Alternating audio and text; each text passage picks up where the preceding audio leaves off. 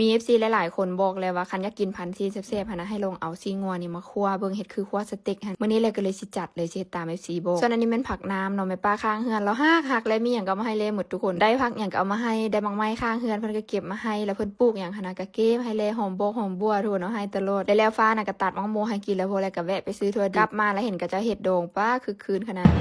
เอาวิดีโอบ่ได้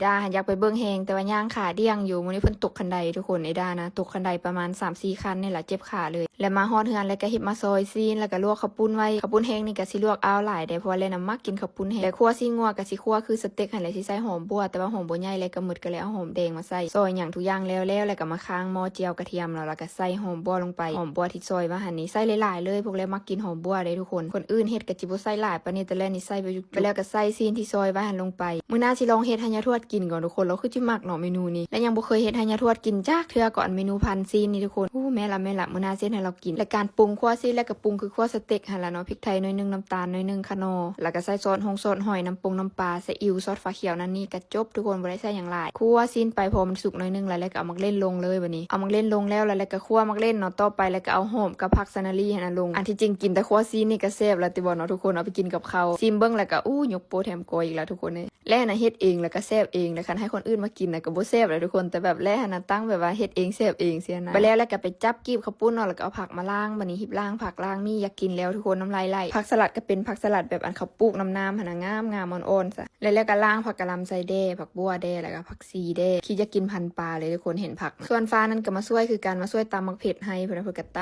ำมักเผ็ดให้แลกดีขนาดต่อไปแล้วก็หิบเส้นน้ำแจ่วบัดนี้เอาน้ำตาลมาเคี่ยวมาเกี่ยวมันและหั่นสิบ่มักเฮ็ดดำๆหลายเด้อทุกคนน้ำตาลนี่เช็ดประมาณนี้แหละแล้วก็ใส่น้ำเลยและเห็นบางคนเฮ็ดเส้นน้ำตาลให้มันแบบไม่ไหม้ดำๆหั่นน่ะเฮ็ดน้ำให้มันเป็นสีดำแต่และหั่นสิมักเอาซ้ำนี้ก็พอละแล้วมาโทกใส่ถ้วยรู้สึกมันสิเข้มข้นเหนียวเกินไปแล้วก็เลยเอาน้ำร้อนใส่ตื้มหน่อยนึงหลังจากนั้นก็ปรุงรสเลยเนาะใส่น้ำตาลใส่เกลือหน่อยนึงใส่น้ำปลาแล้วก็เอาถั่วดินลงเลยบัดนี้แจ่วอันนี้ทวดมักแท้มักว่าทุกคนเดี๋ยวมื้ออื่นมื้อเจ็ดให้เรากินก่อนเราหาบ่วงสูตรเลยทุกคนแจ่วอันนี้วันนี้หั่นตอนเช้าแล้วก็ส่วนย่าแล้วว่าเฮ็ดนี่เฮ็ดนั่นกินบ่ย่าก็บอกว่าคงกินอย่างหลายเท่หลายว่ากินให้หมดก่อนแล้วก็เลยบอกโอเคเดี๋ยวมื้อหน้าเฮาสิโซเฮ็ดหยังให้ย่ากินแต่ว่าลงมาแล้วก็คิดอยากพันซีนอะไรก็มาจัดพันซีนก่อนซะแต่ตอนนี้ทุกอย่างก็เกียมพร้อมแล้วทุกคนนี่ฟ้ากันนั่งท่ากินแล้วเพิ่นหิวแฮงข้าวปุ้นเกียมพร้อมเนาะแล้วก็แจ่วก็เกียมพร้อมแจ่วก็เฮ็ดหลายๆซะฟ้าหันก็มักคือกันอันแจ่วอันนี้นะทุกคนจักก็จะเป็นหยังแล้วว่ามักแจ่วตัวนี้แฮงส่วนอันนี้ก็คือหน้าตาครัวซีนครัวสเต็กซีนนี่น่ะตาแซ่บขนาดกินกับข้าวเจ้าคือสิคักแล้วก็แนวพันนี่ครบสุดมาลุยบัดนี้ฟ้าก็ลุยเลยทุกคนบ่ท่าหยังเพิ่นหิวข้าวฟ้าน่ะบ่มีมื้อบ่หิวเด้อทุกคนกินน่ะบ่อิ่มจักเทื่อกินได้ตลอด24ชั่วโมงก็แม่นฟ้าล่ะทุกคนเลยแล้วพุ่นน่ะวิธีพันเพิ่นก็บ่ใส่หยังหลายเนาะผักอันอื่นก็บ่ใส่อีกได้ทุกคนใส่แต่ผักสลัดเอาข้าวปุ้นใส่เอาซีนใส่แล้วเท้าก็ไปจุบบอกว่าเอาบ่วงตักแจ่วใส่เอาก้าบ่ยอมฟังไม่ได้ว่า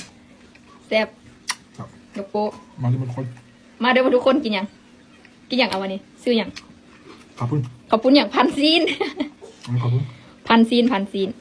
มาเด้อทุกคนกินข้าวปุ้นเพิ่นว่าฟ้าก็ได้มันจะเป็นข้าวปุ้นเนาะอันนี้ก็จะเอิ้นเมนูพันซีนบอกส่วนอันนี้เป็นของเอด้าทุกคนจานน้อยๆนี่เลยเอาข้าวปุ้นใส่แล้วก็เอาน้ำคั่วมาใส่ก็ใส่คั่วซีนให้เพิ่นเซฟเอด้าก็ได้แล้วมาเบิ่งฟ้าแม่ทุกคนความว่ามักคั่วซีนแห้งนะสดกินแต่คั่วซีนเลยกินกับข้าวจี้ได้และอันที่ตาหัวไปกว่านั้นเอด้านะทุกคนบ่เคยเว้าจักเทื่อแล้วมื้อนี้นะเฮ็ดเว้าได้มามีมื้อนี้มามีเฮ็ดอาหารนะเอด้ามักเพิ่นว่าสงสัยเพิ่นมักคั่วซีนนะทุกคนเฮ็ดว่ามาบอกแล้วจัดการให้พ่อลูกเพิ่นกินแล้วก็สิมาลุยก่อนมื้อนี้ทุกคนอดใจบ่ไหวแล้วบ่เข้าใจว่าเลยเฮ็ดพันน่ะเป็นหยังเฮ็ดคำใหญ่ปานนั้นทุกคนเอายัดเข้าไปแบบเข้าจนจิบ่ได้เวลาเล็กกินพันน่ะนะเลยเฮ็ดคำใหญ่ซะอันที่จริงมันเฮ็ดคำน้อยก็ได้แต่เลยหันเฮ็ดใหญ่หิ่งก็นี่ทุกคนเบิ่งแม่คำนี้ก็ใหญ่แล้วเอายัดเข้าไปเอาม้วนใส่น้ำกระสะอยู่แต่ว่าแบบนี้ล่ะสะใจดีแซ่บแท้แซ่บว่าทุกคนจะเป็นคักขอบใจ FC หลายๆเด้อเนาะบอกแล้วเมนูแซ่บๆนี่ได้แต่ละเมนูมากันนี่มาจากทุกคนนี่แหละมาจาก FC นี่แหละบอกมื้อน้องมุกมาก็ลืมเฮ็ดสู่น้องมุกกินเนาะทุกคนมันบ่ทันนั่นแหละหันมีแขกมาก่อนหน้านั้นเด็กก็เลยแบบว่ามั่วบุญกับรับแขกก็เลยบ่มีเวลาเกียมหยังทาน้องเลยฮอดนี่แหละก็ขอตัวไปกินโตก่อนทุกคนคัก